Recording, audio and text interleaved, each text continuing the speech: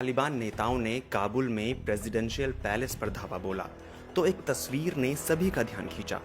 कहा जाता है कि इस तस्वीर में अहमद शाह अब्दाली दुर्रानी नजर आ रहे थे। यह वही अब्दाली हैं जिनके खिलाफ मराठा सेना ने पानीपत की तीसरी लड़ाई लड़ी। ये लड़ाई अफगान सेना के खिलाफ लड़ी गई थी। अहमद शाह अब्दाली को भारतीयों के लिए और विशेष रूप से मराठियों के लिए खलनायक माना जाता है। उन्हें अफगानिस्तान में बाबाए कौम यानी राष्ट्रपिता कहा जाता है। अहमद शाह अब्दाली कौन थे और वह अफगानिस्तान में नायक क्यों हैं? यह 1747 की घटना है। अहमद शाह अब्दाली, जो कि एक जनरल और कबीले के प्रमुख थे, उन्हें सर्वसम्मति से अफगानिस्तान का राजा चुना गया। उस समय वो महज 25 साल के थे।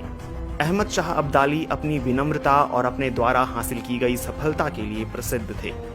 उनके राज्याभिषेक के समय साबिर शाह नाम के एक सूफी संत ने उन्हें दुर-ए-दुरान नाम की पुस्तक भेंट की, जिसका अर्थ है मोतियों में सबसे अच्छा मोती।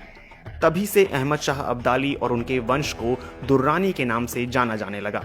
अपने शासनकाल के दौरान उन्होंने अभूतपूर्व सफलता हासिल की। उन्होंने सभी युद्ध जीते। उनका विशाल साम्राज्य पश्चिम में ईरान से लेकर पूर्व में भारतीय सीमा तक, उत्तर में मध्य एशिया में अमू दरिया के तट से लेकर दक्षिण में हिंद महासागर तक फैला हुआ था। इतिहासकार इस साम्राज्य को दुर्रानी साम्राज्य कहते हैं, जो लगभग 20 लाख वर्ग किलोमीटर में फैला था। उन्होंने सभी अफगानों के बीच मौजूद दुश्मनी को दूर कर उन्हें एकजुट किया और अफगान राष्ट्र की नींव रखी। अहमद शाह अब्दाली दुर्रानी ने अपने लोगों को एक नई पहचान और एक स्वतंत्र राष्ट्र दिया, जो आज का अफगानिस्तान है। हालांकि उस पुराने अफगानिस्तान का वैभव अब नहीं रहा, लेकिन सीमाएं अब भी लगभग वैसी ही हैं। पश्तो जबान के मशहूर कवि अब्दुल बारी जहानी कहते हैं कि अफगानिस्तान के 5000 साल लंबे इतिहास में हमें अहमद शाह बाबा जैसा ताकतवर, मशहूर और लोकप्रिय शासक नहीं मिलता। अब्दुल बारी जहानी ने ही अफगानिस्तान का मौजूदा राष्ट्रीय गीत भी लिखा है। अहमद शाह अब्दाली ने राजा बनने से पहले और बाद में कई महत्वपूर्ण युद्ध लड़े थे। हालांकि 14 जनवरी 1761 को दिल्ली के पास पानीपत में लड़ी गई लड़ाई एक सेनापति और सम्राट के रूप में अहमद शाह अब्दाली के जीवन की सबसे बड़ी लड़ाई थी। यह एक ऐसा समय था जब एक ओर अब्दाली और दूसरी ओर मराठा साम्राज्य विस्तार की महत्वाकांक्षा से ग्रस्त थे। एक के बाद एक युद्ध जीतने से मराठा साम्राज्य की महत्वाकांक्षाएं बढ़ गई थीं। मराठों ने तेजी से अपने साम्राज्य का विस्तार किया था, इसलिए अहमद शाह अब्दाली को लगने लगा था कि उनके साम्राज्य को मराठों से खतरा है।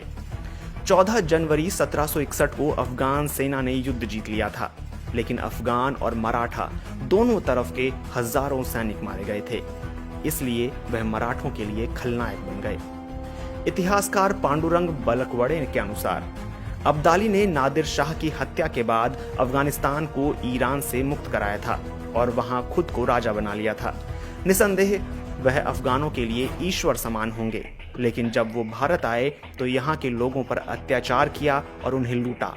जब वे दिल्ली लौटे और दिल्ली के शासक उनकी मांगों को पूरा करने में असमर्थ रहे, तो उन्होंने यहाँ हजारों लोगों को मार डाला। इसमें हिंदू और मुस्लिम भी शामिल थे। इतना ही नहीं, उन्होंने यहाँ की 15-16 हजार महिलाओं को गुलाम बना लिया था। ये किसी अच्छे शासक के काम नहीं है। लेकिन उनका दूसरा विनम्र पक्ष अभी भी है, जिसके चलते अफगानिस्तान में वो राष्ट्रपिता कहलाते हैं।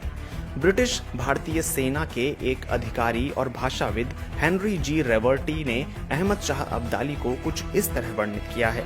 वह एक बहुत ही सक्षम व्यक्ति थे। अब्दाली को धर्म और साहित्य का डॉक्टरेट स्तर का ज्ञान था।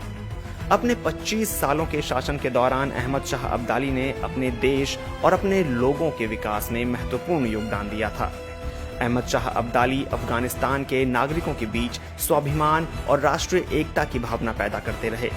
वह एक कवि थे और उन्होंने उत्कृष्ट लेख भी लिखे।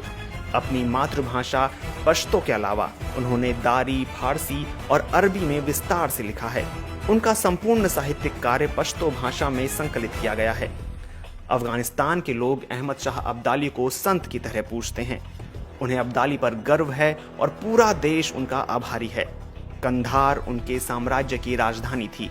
वहां उनका मकबरा है। इसलिए कंधार आज भी तीर्थयात्रियों के लिए एक महत्वपूर्ण स्थान है। इस सब के बावजूद कुछ साल पहले जब संजय दत्त ने आशुतोष गोवारिकर की पानीपत फिल्म में अहमद शाह अब्दाली की भूमिका निभाई थी, तो उन्हें एक क्रूर, आक्रामक और हमेशा गुस्से में रहने वाले अफगान जनरल के रूप में चित्रित किया गया था।